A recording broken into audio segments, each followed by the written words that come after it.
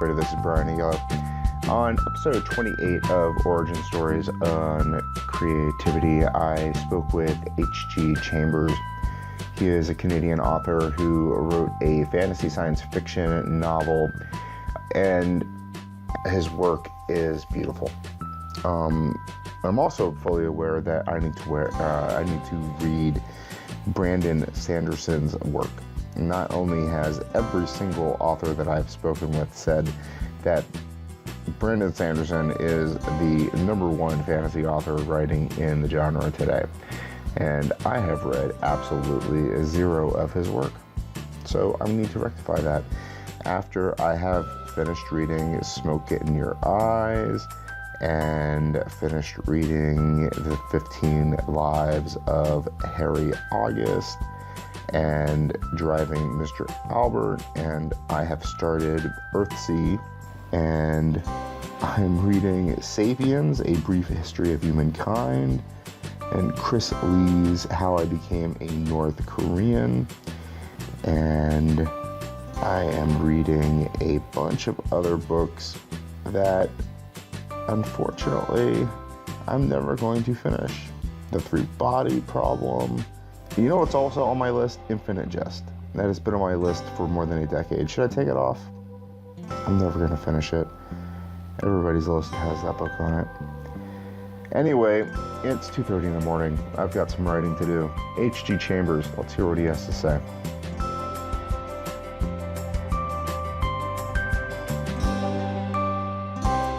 That came up when I was doing my research on you. So you survived a harrowing helicopter incident, correct? Yes, that's correct. You also survived cherry picking or drying cherries in the eastern Washington desert. Yep. Is that correct? Those two things are connected, actually, yes. All right, but still, and I mean, you drove a van down the western coast of the country, of the continental Americas. Yep, I was actually eastern coast of the U.S. Me and 5 other smelly musicians toured down the coast and had some pretty interesting adventures out there as well. So well, here's what I don't get though. I'm a fantasy writer. I write science fiction too, and none of those things compare to me sitting in my boxers and my smelly sweatshirt typing away on my keyboard. How do you think that writing fantasy compares to any of those adventures that we just mentioned? Those 3 things, those 3 wonderful things that you did with your life. Well, I'd say first of all, writing fantasy is definitely less life-threatening. My characters, that's another story for them, but yeah, that's a big part of it. I also, you get to sleep in your own bed at night, which is really fantastic. I appreciate that. And yeah, not quite as expensive, and if you're touring down in a $2,000 van in the middle of summer through Kentucky and Georgia and other states, southern states like that, you don't when you're writing fantasy, you don't end up sitting on the side of the road once it's broken down waiting for a tow truck for 3 hours. And so there's definitely benefits to sitting in your boxers and writing fantasy compared to some of these other things. But tell me about it. So you've experienced life before deciding to write, or were you writing all this time, doing the touring and the cherry picking and all that good stuff? I experienced life before really diving into this. I think I spent a lot of my 20s and my late teen years just trying to figure out what it is that I want to do with my life. And so I tried a whole bunch of different things. Some worked out better than others. And that includes everything from flying helicopters to touring in a band, to doing web design and graphic design and all these other things. And once when I sat down to write, to really just put myself into it, like I've written lots of short stories and things like that in the past, but when I decided to write this book, I really just dove into it head first and threw myself fully into it. And I can easily say that compared to all of those other things that I've done, nothing comes close to being as immersive, as satisfying, and rewarding, and just overall just as much fun to me. And so I had a realization. I was kind of writing this book on the side and doing my day job, as a lot of authors do. And I came to the realization that there's nothing else that I enjoy as much as writing fantasy and sci-fi books. And so that's kind of where I landed. Well, this is kind of a combo of both of them, right? It's a fantasy science fiction novel. Am I wrong? Yep. No, Okay. you're right. It's a bit of a mesh of the two. And I didn't set out with that goal in mind when I first started writing this book, but it just sort of evolved into that. There are two settings, that it takes place it's a bit of a post-apocalyptic kind of world where you've got this last bastion of humanity, this huge floating city called New Arcadia that has well, not the same technology as we have today. It has technology. It's more based on geology and on stones and magnetism and that kind of thing. But it's definitely got a modern feel to it.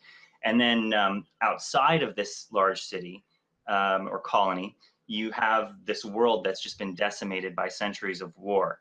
So there's a real stark contrast between the colony and what lies outside of it. And so you have characters experiencing both of those worlds and kind of, trying to cope, going from, a bit of like a civilized kind of existence into this really harsh, dangerous wilderness.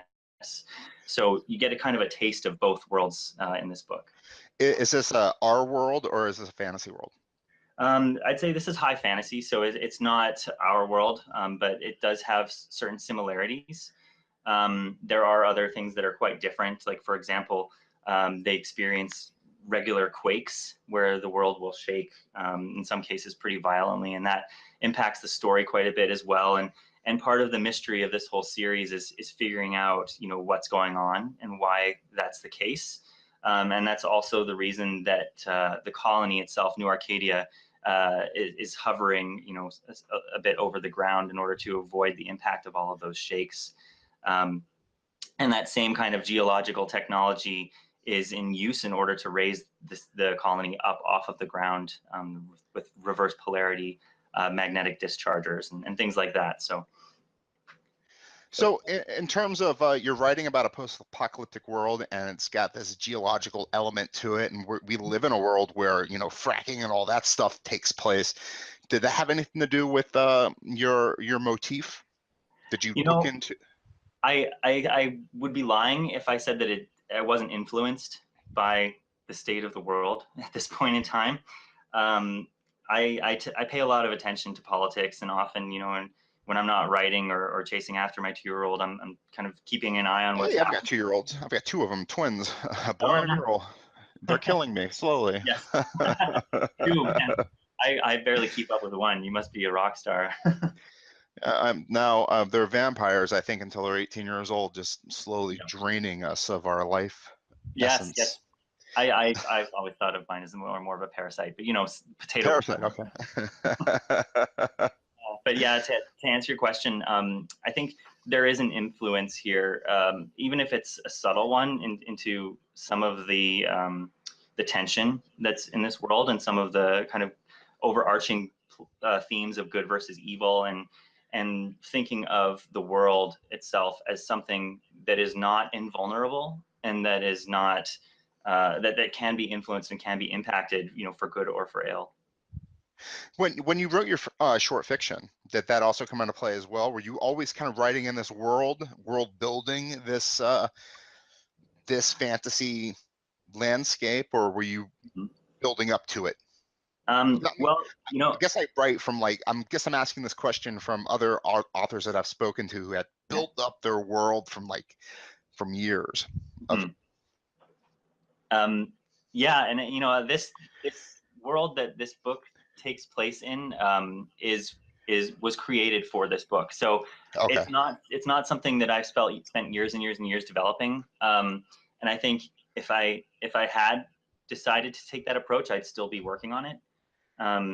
I spent basically a couple months just really fleshing it out, and a lot of my spare time where I was just kind of hanging out or waiting or whatever, I would be thinking about it, and I'd be thinking, okay, what is going to make this world different? What's going to make it compelling? So it's something that was created, around the same time that I started this book. That being said, I definitely have influences that, while I tried very hard not to emulate my influences, I'm sure that they subconsciously have impacted me. And I've done a lot of research on writing even before I started this project, and like Brandon Sanderson has some really fantastic Yeah, BYU that name lectures. keeps popping up. I've got his trilogy on my phone right now. I keep meaning to read it. He's one of your influences. You love him? Oh man, I really People say respect that. him. I think I he's a I fantastic can't author. get into his work though. Oh yeah. Unfortunately, I'm trying to pick up his big trilogy and read it, and I just Oh, can't get into it. they're mammoth, those books. They're quite long. That's what I hear. But And yeah, he's unique too in terms of his world building. So I mean, it's not like I'm reading about dwarves and trolls or whatever. I've got to actually allow myself to accept this is a whole new thing that I'm going to be reading. yeah, and he's got a few different series out right now. The most recent one is the Stormlight Archive, and he's just released book 3 for that. I believe it's called Oathbringer. But you're right. I mean, the books have a relatively steep learning curve, Mhm. in that there are some new words to learn specific to his world building, and there are hierarchies and political structures and things like that. But once you get over that learning curve, it's quite rewarding. Really great series. Well, am I wrong in terms of him being an indie at one point and then turning traditional, or was he always kind of traditional? Or I do you believe know? I believe he was always traditional. He was always And traditional. Okay. he does some lectures on the business of writing, and talks he's very his lectures are very skewed towards traditional publishing, just because that's what he knows. And that was definitely a pathway that I had considered as well, but decided to Mhm. go independent and self-publish, just based on everything that I had learned, and the type of books that I want to write, and so on and so forth. I wish it was more of a choice, my friend. I honestly do. I think if we had it as a choice, I think everybody would just go, I'm traditional. Maybe so, but maybe not. I mean, I've read some really interesting blog posts and articles that talk about self-publishing, and how it's actually on average more lucrative for authors. The average salary for a traditional published author, I think, was in the 20,000s a year. Mhm.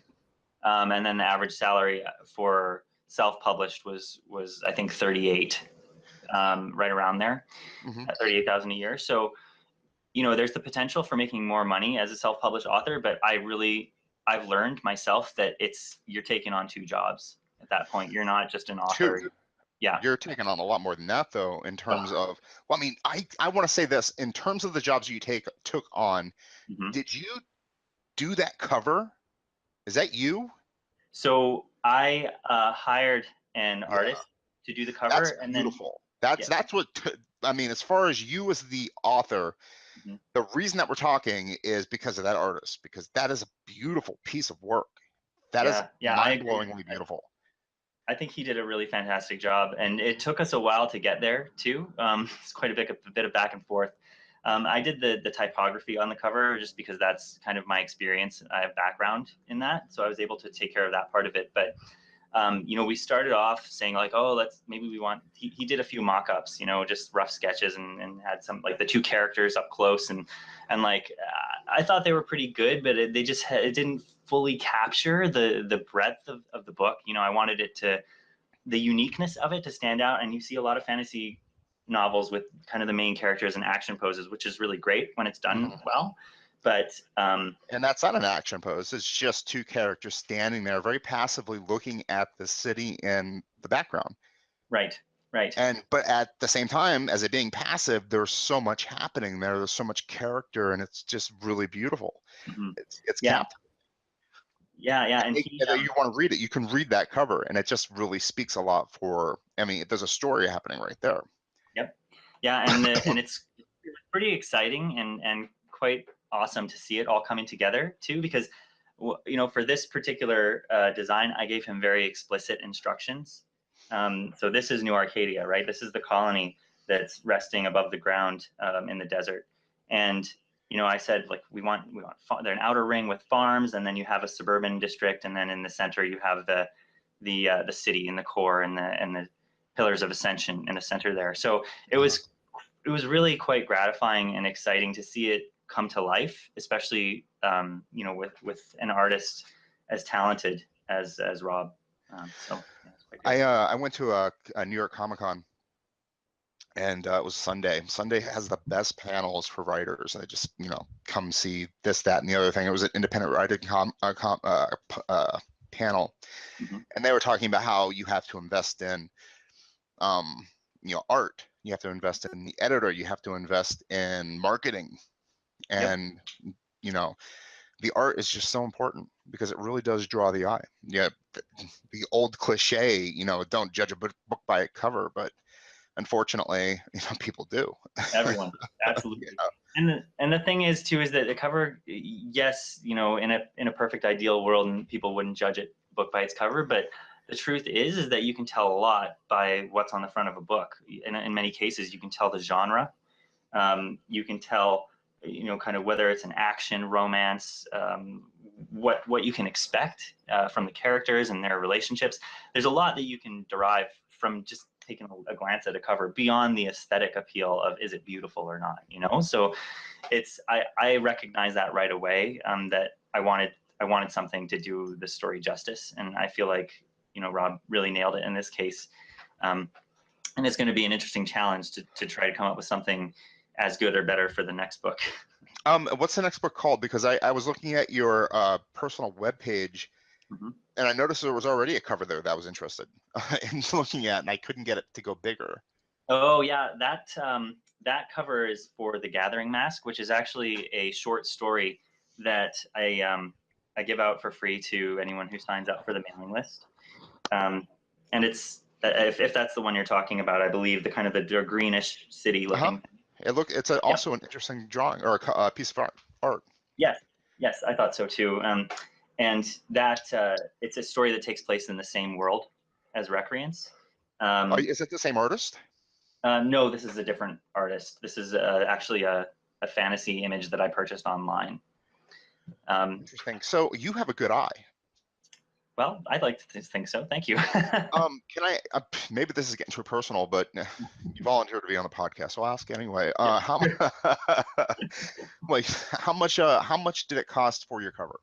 Okay, so I mentioned that we went through a few different drafts for it, and so initially, like let me just rewind a little bit, and I'll talk about how I actually found this artist. Initially, I did a lot of scouring and searching and reading of blog posts of how people selected their cover art. And there's a lot of pre-created cover art out there, which I've gone through countless pages of, and didn't really find anything that fit. And then there's a website called Fiverr where you can hire people. Oh yeah, I know Fiverr. You could do a bunch of different things with Fiverr. Yep, and I had good and bad experiences with that. There's a map on the before the story starts. I wanted to ask you whether or not you had designed that one, but you outsourced that also? Well, I designed it because I'll be honest, I'm not the best with pencil and paper. Like I can kind of fake it halfway, but there's no way I could create something as beautiful as that map. So it's really nice. It's very fantasy rich too. It's got that what's his name? Tolkien-esque appeal to it, or even like a what's his name? Martin-esque. No, not even Martin. I'm sorry. I'll just say Tolkien. It has a very fantasy rich appeal to it. Yeah, and so what I did was I sketched it out in my kind of chicken scratch way of doing so, and then in order to kind of give an idea of where everything should be. And then I found an artist, a map artist on Fiverr, and he put it together for me for like $100 US, which I was pretty excited to find that. That's nice. The flip side of that is for the cover. You know, I was looking for an artist on Fiverr for the cover as well. And the first guy I found had some really beautiful work in their portfolio, sent him some money to get started, came to find out that it was not his work. So had to, submit to Fiverr to get that money back. And then I found someone else who appeared to be legitimate, had lots of reviews, and what she had created just didn't work at all. And so we ended up backtracking on that.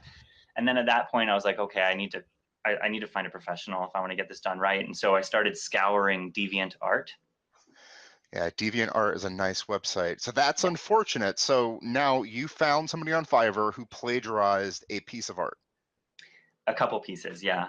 and just what, glued it together I and think passed it off as their own. yep, exactly. Like you can look at their previous work, and so that person obviously just stole those images and claimed that they were their own.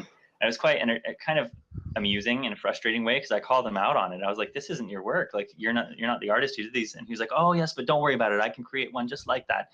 At which point I said, "Yeah, no, that's not good. Not gonna work." Did you get your money back, or was it kind of $100 down the drain? I did.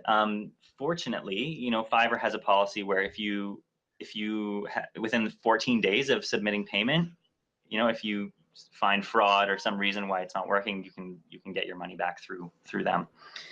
So it worked out, and that led me to DeviantArt, where I scoured. I spent hours and hours looking for artists who had that fantasy feel, but also did it in an original kind of nice way. And I eventually, after contacting a whole bunch of them and asking if they're doing commissions, I got in touch with an artist by the name of Rob Joseph, and ended up commissioning him to do the piece. And you asked how much it cost. His rate was, I believe it was $650 US. Oh, Yeah, wow.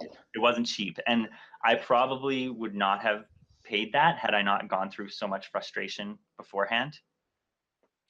And how much of the map am I actually looking at? Sorry? How much of the map am I actually looking at?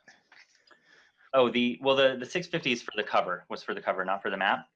Oh, okay. So I'm looking Yeah. at the cover here. So the drawing, this gorgeous piece of art is $650. Right. Yeah. And underneath this black box is the map. And that's your map that you drew. You're looking at the ebook, I'm assuming, right? I'm looking at your website, the Oh. .com, your landing page, I would imagine. Oh, okay. At hgchambers.com. I'm not sure that the map is actually on there. There might be one within a blog post. I think I posted it. I'm on when I go to hgchambers.com, I have the black box, which scrolls up and down. Then underneath the black box, there's a map. Okay. I'm just going to pull that up so I can see what you're talking about here. I probably should know my own website a little better. You should. I mean, it's a nice looking map. I mean, it looks very fantasy. I would look at that map and say that's quality work. Oh, okay. I'm just scrolling down. Oh yeah, I'm not sure I'm seeing what you're talking about, but it's within the first few pages of the book itself. Yeah, there's that Tolkien-esque kind of map that you were talking about. That one, yeah, that was the one that ended up being about $100 through the Fiverr artist. Okay. The trouble that I ran into on Fiverr was with the cover. Okay. So ended up having to go through a couple people, and none of it was really working. And then the whole fraud thing happened with the cover, and that's what led me to DeviantArt, where I found Rob Joseph, who very talented artist, and ended up working with him with lots of detail, and he was very receptive to that, so it worked out well. And the Gathering Mask. Gathering Mask, that was actually, so I did the typography on both of these, and for the Gathering Mask, because it's a short story and because it's something that I wanted to give away for free, I didn't really have the budget to spend a ton of money. So I found that image on a fantasy illustration site that sold licenses to these different illustrations, and that was about $7.99, I think, $7.99. So, That's not too bad. Quite a bit less than the six. Quite a bit. So, what's your plans going forward then? Is a sequel coming out, or is it a standalone novel? So the plan is for this to be a trilogy. Uh-huh. I'm about 1/5 of the way through the second book right now, and my plan is to publish that one in January of next year. That's my very ambitious plan, anyway. How is that? 1/5 now, January of next year, so 2019. Oh no, 18. 18. Oh my goodness! Yes. So that's a heavy 6-month writing schedule. Yes, it certainly is, and my goal is a couple thousand words a day if possible. 1,000 words, is kind of where I'm trying to set my minimum. and so I've got it all. I've got the story all mapped out. Everything is outlined and set up. It's just a matter of writing it and kind of letting the subplots go where they go and the character relationships develop, that kind of thing. Well, how do you write? Is it outline, or are you kind of a plowing ahead, seeing what you develop, and then going back and editing type person? So, you know, it's interesting that you asked that, because when I was first starting out, I did a ton of research on that and learned that there's really no right or wrong way to do it. It just depends on what works for you. At least this is the theory that I subscribe to. And for me, for this book, for Recreants, I kind of did a general outline of where I knew I wanted things to go. And I also outlined the character relationships, where they would start, how they would go in the middle, and then where they would land at the end of the book. But other than that, you know, I really kind of let the story unfold on its own, and new ideas came as events were happening in the book, especially for subplots and other elements like that. For this book, for book 2, which is, I've tentatively titled it Exodus, I've been being a bit more organized, mainly because my timelines are tighter and I have less time to kind of muse about it and think about, oh, what if this or what if that? So I'm trying to be a little bit more organized with the main kind of overarching plot elements. That being said, as I write it, the characters, relationships, and subplots are sort of emerging on their own as well. So it's a mix, is to answer your question. It's a little bit of both. I don't like to be too constrained in my writing, and if the story wants to go in a different direction than what I've outlined, I let it go that direction and just kind of figure it out along the way. So you're hoping to have not just a first draft in January, you're hoping to have finished, edited, clean, polished, cover arted, publishing online manuscript in January. That's the goal. Hats off to you, my friend. I am on I'm working on something right now. I've got 60,000 words, something like that, sitting in front of me, and I have no clue when I'll be done with it. Yeah. I'm like back at the beginning again, trying to do another work through, and I don't even know I have like this ending where I know my characters will be like facing each other going, okay, now what? Yeah. And yeah. They've been sitting like that for like 5 months going, okay. It's funny, you know, part of my motivation, like when there are always those days where I'm like, you know, there's other things I'd rather be doing right now. It's like writing is amazing and it's my passion, but you know, even when it's something you love to do, sometimes you want to break from it. Yeah. But when it's your job, you don't necessarily get the luxury of that, right? Especially if you're self-published and if you're trying to get started and get some momentum, output is important. And so even on those days, part of what motivates me is I think about, like, there was one chapter in Recreants where there's a character who's in this really dangerous situation, and it was just incredibly hard for me to describe because it was just this massive kind of mechanical underground thing that I've never seen anything like in my life. So I'm trying to describe it and just getting stuck and revising it over and over again. And part of my motivation for keeping going was like, I can't just leave her down there, right? Like, I got to help her get onto the next part of the story. Like, otherwise she's going to be down there forever. So it's kind of a weird author thing, I guess, where you really start to personify your characters and have empathy for them. That's very interesting. As somebody who you're calling yourself an independent writer, you've published a novel. It's got a gorgeous cover on it that you spent, a small fortune on, $600 bucks. What did you do when you published it? Did you have a marketing plan in place? Yeah, so see, this was a really interesting learning experience for me. And, I think every budding author has this dream in their head where they're going to release this incredible first novel and it's going to take off. Stand up and cheer. That's right. That's right. And production companies will be, knocking at your door, trying to sell you a movie deal, and et cetera, et cetera, et cetera. But the reality of the situation is that your book is only going to be seen by the people that you put it in front of. And that was kind of an interesting and sometimes challenging lesson for me to learn. And I really got a crash course in marketing when I decided to really try to push for this. And my initial approach was, okay, social media, like I'm going to go out there, I'm going to find my readers, I'm going to put it in front of them. And you know, I put a lot of effort into building up the Twitter following and Facebook page and getting the website set up. And those are all things that are important. But through all of this, one thing that I just wish I had known beforehand, and something that's kind of like, it's like this weird secret, this weird self-publishing secret slash non-secret, is that the most powerful marketing tool you can possibly have as a self-published author is a mailing list. Yeah, right. Where do you get a mailing list at though? That's what I've realized the same thing, Mm-hmm. but it's kind of like vaporware. Yeah, I know. I have this great thing. What is it? I don't know where it is. But it's Where all do you about the get that? So I've done a bunch of research and found a couple different ways to get people to subscribe to your mailing list. But really, you know, and I've done everything from like Facebook ads to you know, messaging people on Twitter to Facebook, et cetera, et cetera. But really, the most effective way that I found is to get a reader magnet, and that can be a short story. It can be a really interesting bio on a character. Ideally, the most perfect, most like powerful reader magnet is a novel, is a book.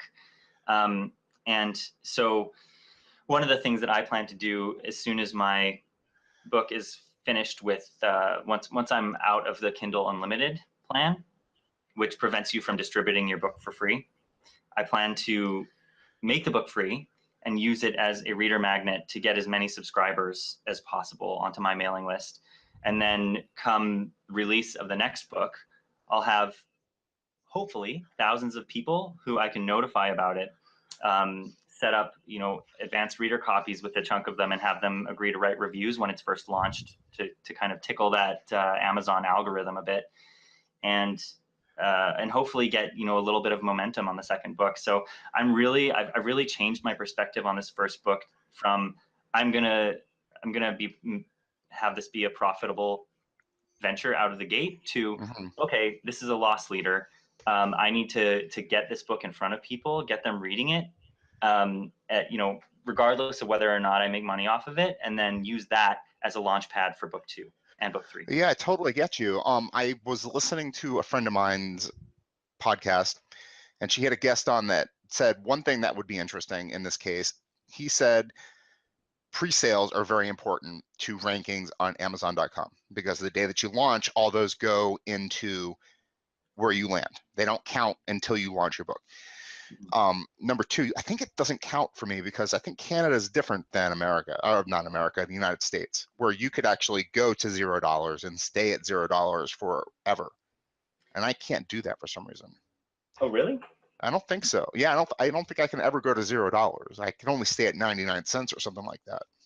Well, I know that for Excuse me. Kindle Unlimited, which, you know, for any listeners who aren't familiar, it's like the Netflix of books. My novel's not on that, and I still can't go to 99 cents. Huh, interesting. Yeah, I mean, I know that I am on that, and I was able to put it to 0 for 5 days. But you know, even once I'm out of Kindle Unlimited, I probably will just leave it alone and maybe leave it at 99 cents on Amazon, because you can't give it away in exchange for an email address on Amazon.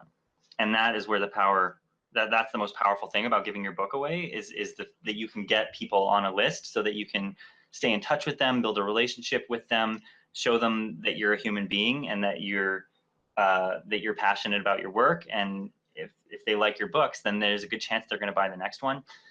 So what I've been using as a platform for giving away content is something called BookFunnel. BookFunnel. Yep.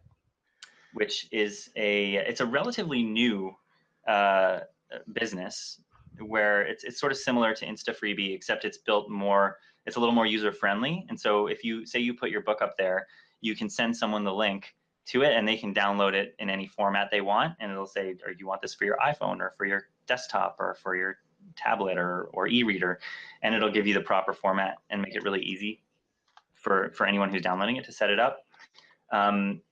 You can also set it up so that it requests an email before they can download it and gets them to agree to join your subscriber list.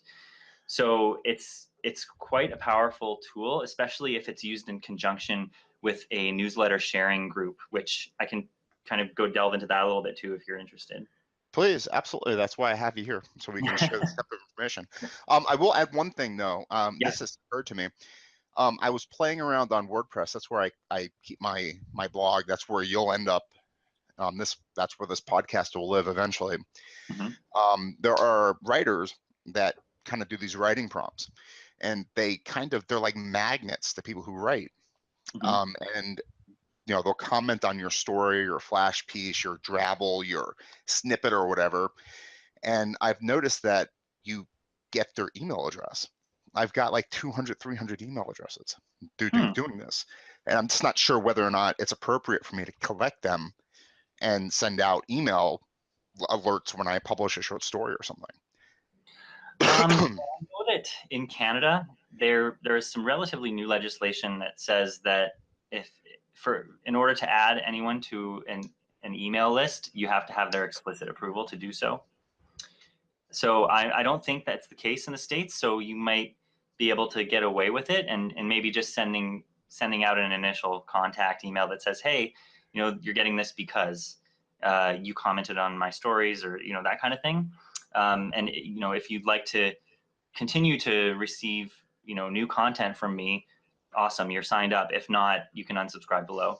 I think as long as you kind of couch it in something like that, you're not going to offend people or upset them. Especially if they're not expecting it. But like I said, in Canada, they're a little bit more stringent on that, on who you can email. Yeah. Not necessarily a bad thing. Like I get it. You don't want to be. I haven't done anything with it. I've just noticed that I have all these email addresses. I'm like, oh man, I know a mailing list is like the most important thing you could have. Well, I happened to stumble upon something. It's through I came in contact with another author, C.L. Schneider. Okay. Who's got some really great books out as well, and she's just a kind, helpful person, and is really pointing me in the right direction, I think, in terms of getting started. And she sent me to these Facebook groups. There are these genre-specific newsletter sharing Facebook groups where, as an author, you can take your book and put it in up on BookFunnel in a bundle along with 30 other authors 30 other books. So they put them all up there together for free. And then everybody who's a part of that bundle emails their mailing list saying, hey, we've got these wonderful summer reads available. They're all free for this period of time. Check them out. And you have tens of thousands of people browsing through these books. And if yours has a decent cover and description, then you'll get downloads. And in order for them to download your book, they have to enter their email address. So even if you have 100 people on your subscriber list, you all of a sudden can access tens of thousands of people through this collaborative effort of all of these different authors. Wow. It's incredibly powerful, and I'm very eager to take advantage of it come August, when I'm legally allowed to put my book up for free for people to download.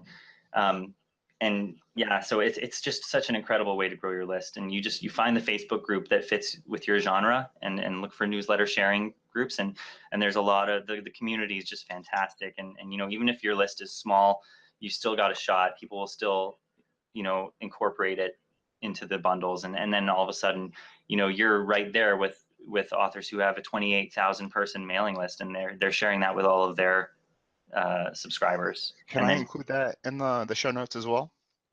Include with some of the groups? No, what group is that? I'm a part of a few. I don't have them off the top of my head, but I can share some of those for sure for other authors who are interested. Just drop me an email later on. I'll add it to the show notes, or I'll just keep it selfishly to myself. Yeah, no worries. And I'll delete this entire paragraph, and nobody will have to know about it except for me. Yeah. Yeah, I mean, it's just such an interesting kind of powerful way of getting going, and those groups are all invite only.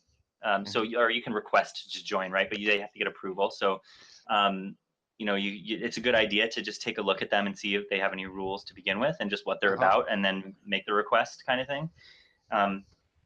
But yeah, there's also paid stuff that you can do too, right? Like you can, there are some authors who organize giveaways where they'll have like a signed copy of the Hunger Games and like little action figures and some other cool swag.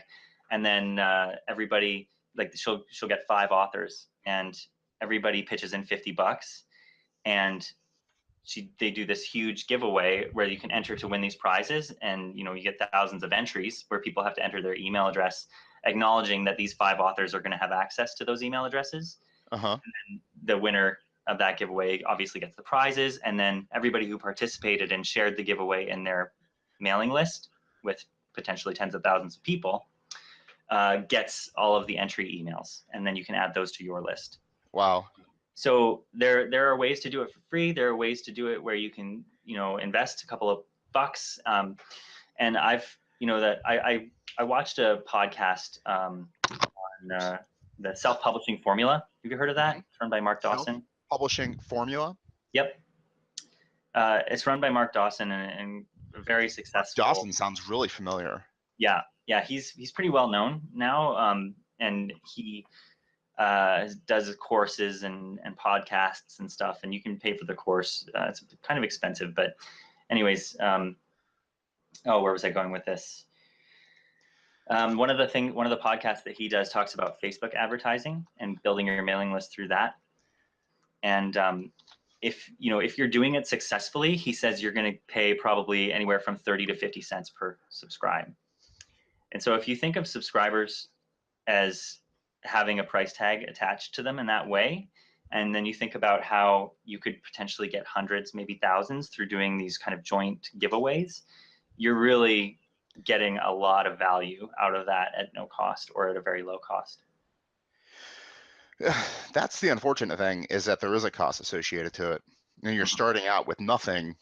You look at that 50 cents per subscriber as just astronomical.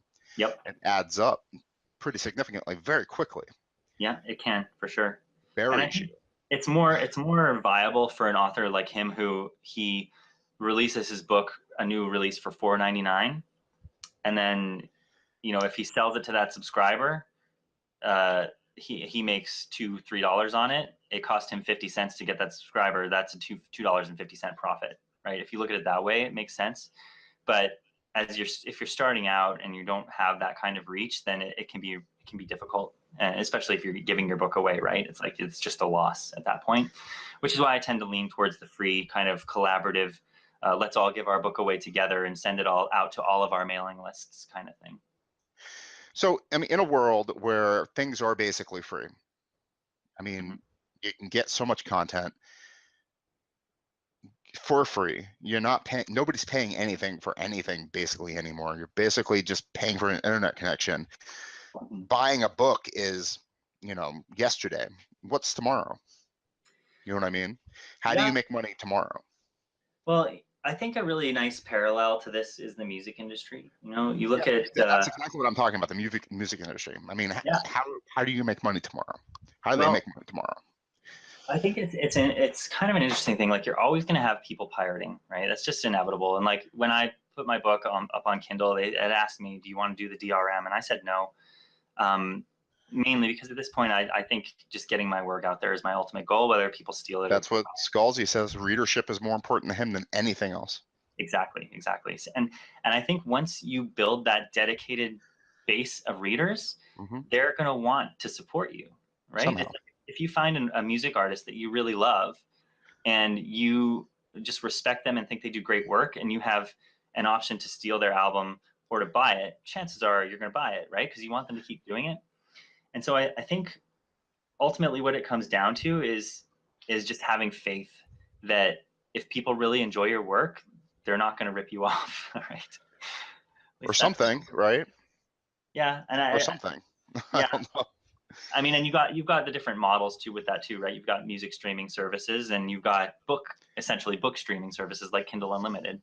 And so there are different ways. Like, they pay you per page, kind of a minuscule amount, but if you have a lot of readers, then it turns into something. But yeah, I think what it comes down to is just building relationships with readers and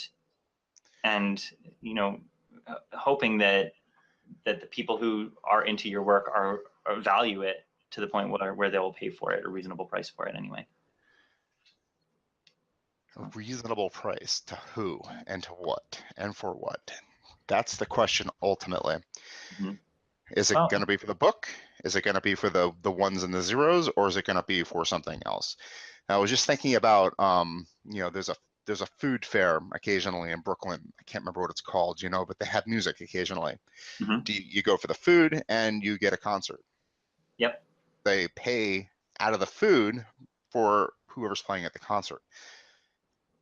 Those people that play at the concert, they're getting paid. You know, they go home with money. Yep. Nobody's buying a CD or a record or whatnot. Sony, like 20 years ago said, you know, vinyl's dead. They're making vinyl again. Right. The world is turning into something unique. Yeah.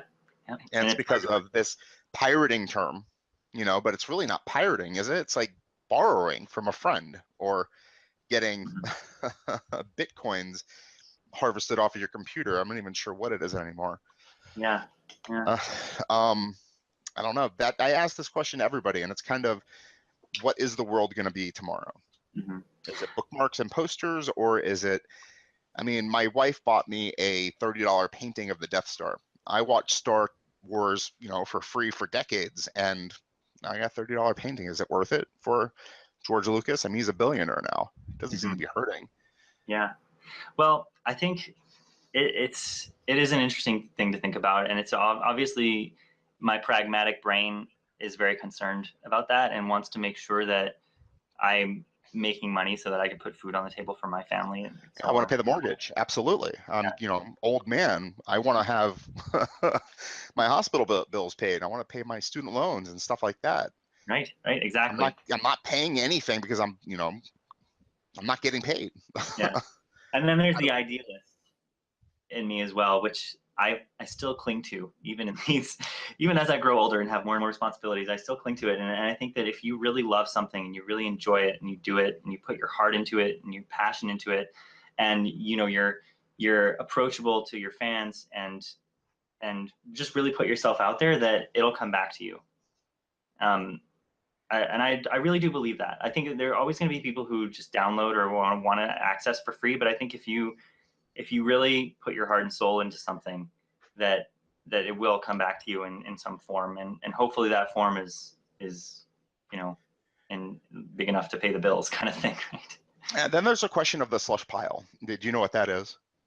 The what? The slush pile is the pile that used to sit on an editor's desk back in the day. That's when you used to type the literature on your typewriter, put it in a manila envelope, and then send it off to, you know, the publisher, and they would write you a letter back and say no. But instead, now everybody and their mother just puts it on the internet and says, I'm a published author. Nobody's being told no anymore, except nobody's making any money. Right. So everybody and their mother is now a published author, and the editors at the publishing house are like saying, my desk is empty, so I guess I have nothing to do. Huh. Yeah. Well, I think there are still people who want to go the traditional publishing route. And I think part of that has to do with the prestige of it and with the notoriety and the assumed support. But, you know, and quality, assumed quality as well. Right. If you go through Schuster and whatever, you are assumed to be a decent writer. If you get that stamp of approval, you know, you're an author, you're a writer. Right. But that stamp of approval doesn't pay the bills. And what a lot of people learn, and what I've learned, not through experience myself, but through others' experience, is that the royalties you receive through a traditional publisher are really very small. It's something like 6% in some cases or less. And the marketing that they give you, marketing money, is you would be very lucky to receive more than $2,000 a year to like do a book tour or something like that. And this is for the majority of traditionally published authors. Like, we only hear about the big ones who do really well, and you see them in all the bookstores and things like that. But, you know, you're not going to get rich in most cases, even if you are with a traditionally published author or with a traditionally published publisher. I use two examples. I use John Scalzi, you know, science fiction author. He's gigantic. He uses Twitter. He has a lot of fun. He's, you know, millions and millions of people follow him. You know, he lives on a farm in Ohio. And then there's Grace Helbig. You know, she's a YouTube personality. She has millions of dollars, and she writes, you know, memoirish books. She's half a writer. Yep. And then, you know, just as an experiment, I started following people who have, you know, some literary background and some independent people, and they do the same things. They plug their books. They have 20, you know, a couple thousand followers, and they just constantly kind of chug away trying to get more people to know who they are, whether they're indies or traditional, and they're just basically doing the same thing. It's very true. Yep. Even if you want to go the traditionally published route, and say you send your book in, you're still going to get, you know, say your book is great and they're considering it, they're going to ask you, what's your platform? Exactly. They're going to say, you know, how many Twitter followers do you have? What is how big is your newsletter list?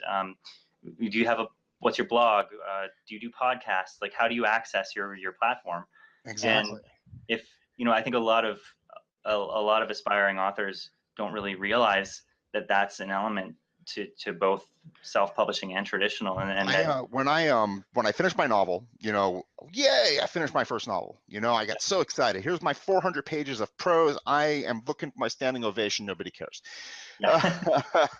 And, you know, I started sending my query letters. I went through the list. I sent out, you know, to everybody.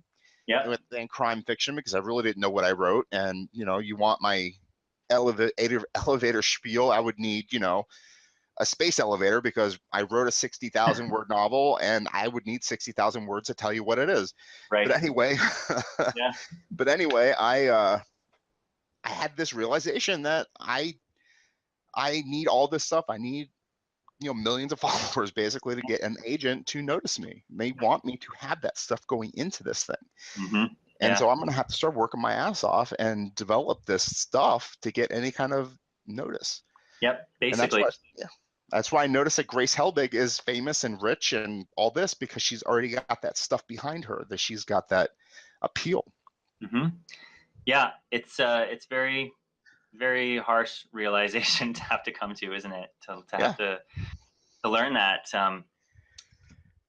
And it's something that I came to understand as well, and which is why I spend, you know, half a day writing and half a day doing marketing stuff. And it's just the way it is, you know, whether you're traditional or self-published, you gotta make a name for yourself. And, you know, there's some really great ways to do that, and it doesn't have to cost money, but it takes time, undeniably. Well, I like the writing. I like short fiction. My novel is driving me crazy though, because my characters still are staring at each other going, okay, now what? I have a few working, but I definitely hit those points as well, and that's kind of partly why I decided to do this big outline for the second book, and that way I could sort of have a bit of direction for them to go. And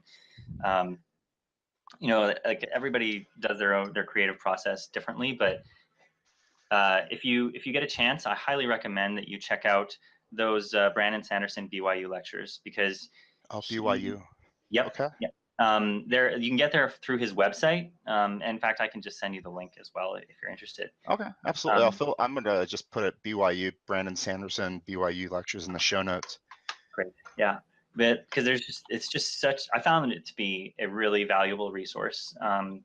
In that it gives you some direction and gives you some ideas of how to develop your characters and of how to carry them through the story, or have them drive the story forward, I should say.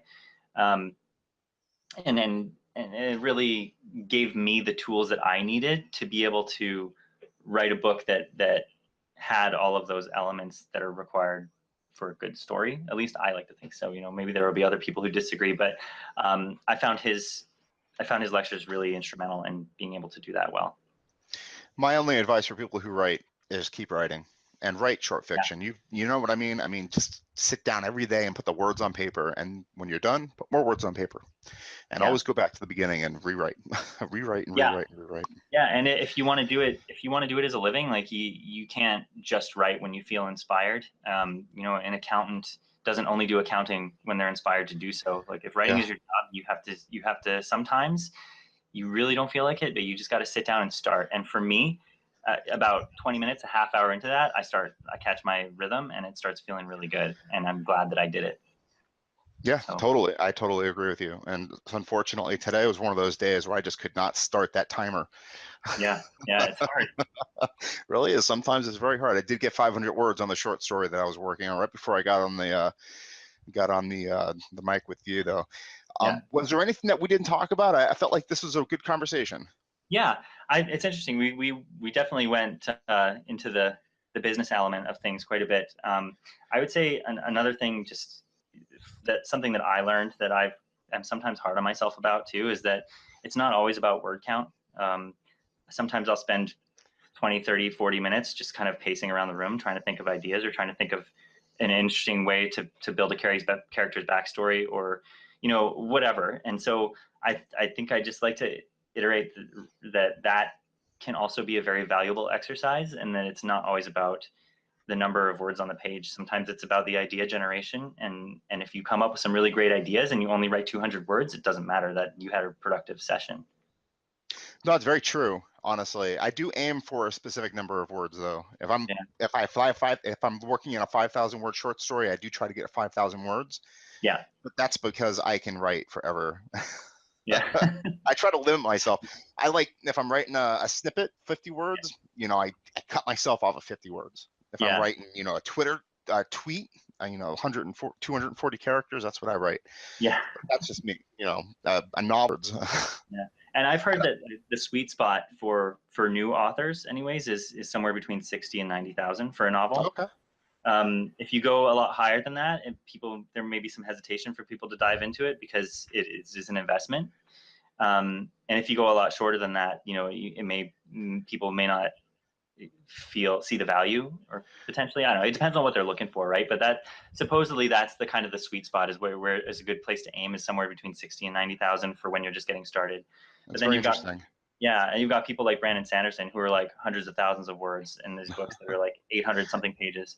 What's your novel, your first one? So this one that we've been talking about, actually, Requiem. It's about 93,000 words. And I was aiming for 90, and I ended up going over a bit and decided to just include these other story elements in the next book. Right as I was coming up on like 75, 80,000 words, I was like, so. Were you aiming for a series when you started out, or did it just happen that you were writing a series? I wanted to write a series. Part of that is because I feel like it's hard to tell a really big, epic, worldwide story in one book. It's possible, and lots of people do it, but I don't feel that I could. So I decided to do the trilogy. That's one reason. The other reason is, as a self-published author, if you want to make money as an author, then one really effective way to do that is to have a series of books. Yeah, I've heard that. Because what a lot of folks do is they'll price the first one really low, or $0, to hook in the reader, price the second one a little bit more so that they actually start to make some money off of it, and then the third one a little more, because at that point your readers are invested and they care enough, they know who you are, and they want to find out what happens. So the series is the way to do that, right? If you're writing a story in a different world every single time, you potentially can lose that momentum that you otherwise would have had. I will never write a series. I don't think. I don't really have any desire to, unfortunately.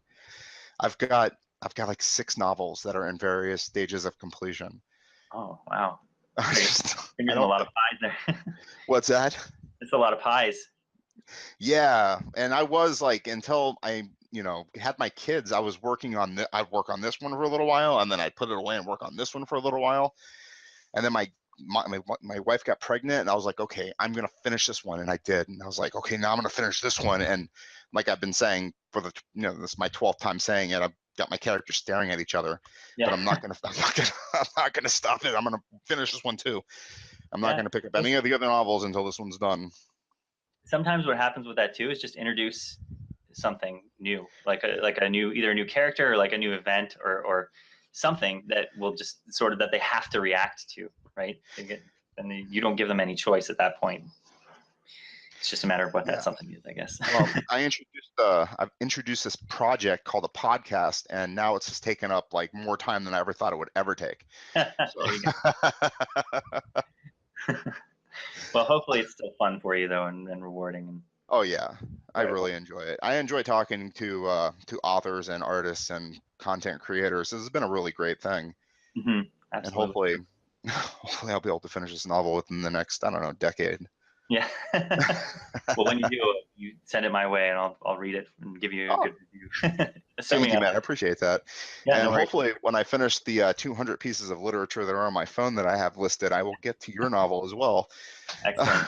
But maybe by then I'll have the other two out, and you can just read them all at once. There you go. Excellent. All right, man. I really enjoyed talking with you. This has been fantastic. Do you want to mention anything else before we wrap it up?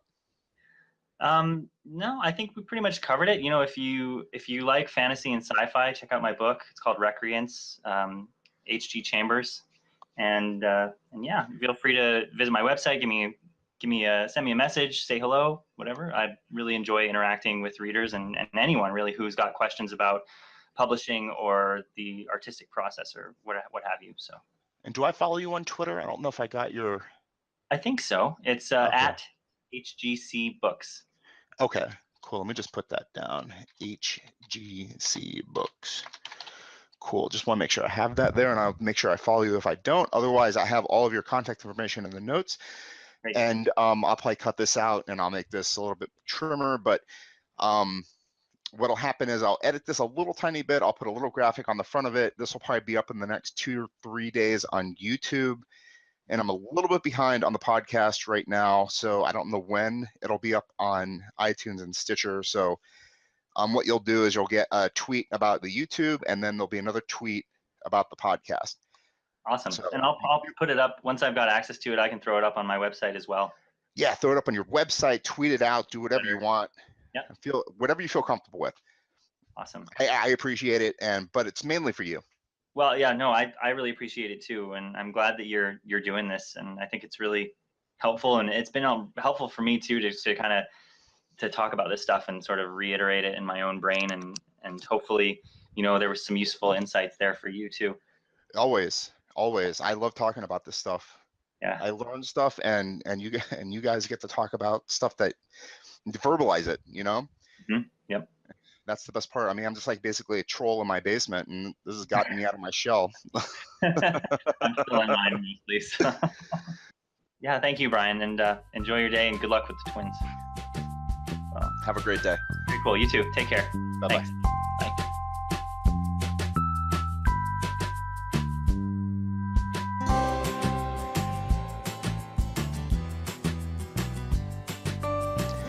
And that was H.G. Chambers.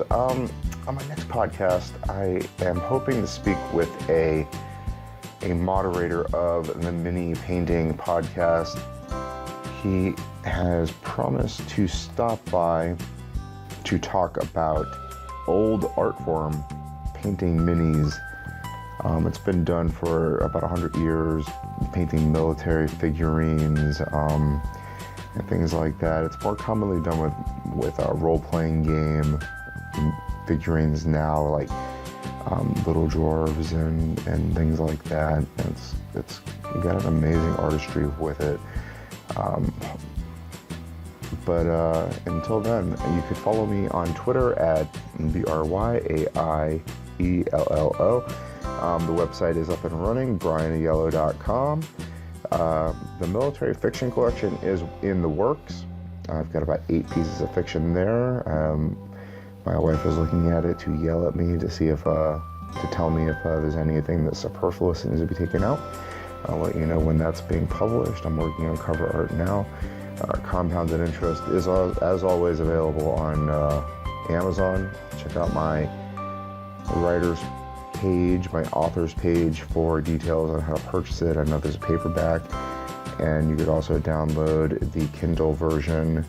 If you're into the Kindle, let me know. If you're an EPUB user, I can get you a download there. The email to let me know if you have any questions or comments is me as in me at brianyellow.com. Guys, I really appreciate you listening. It really makes me happy. Thank you so much. I hope you enjoy the rest of your day, and have a good one. Bye-bye.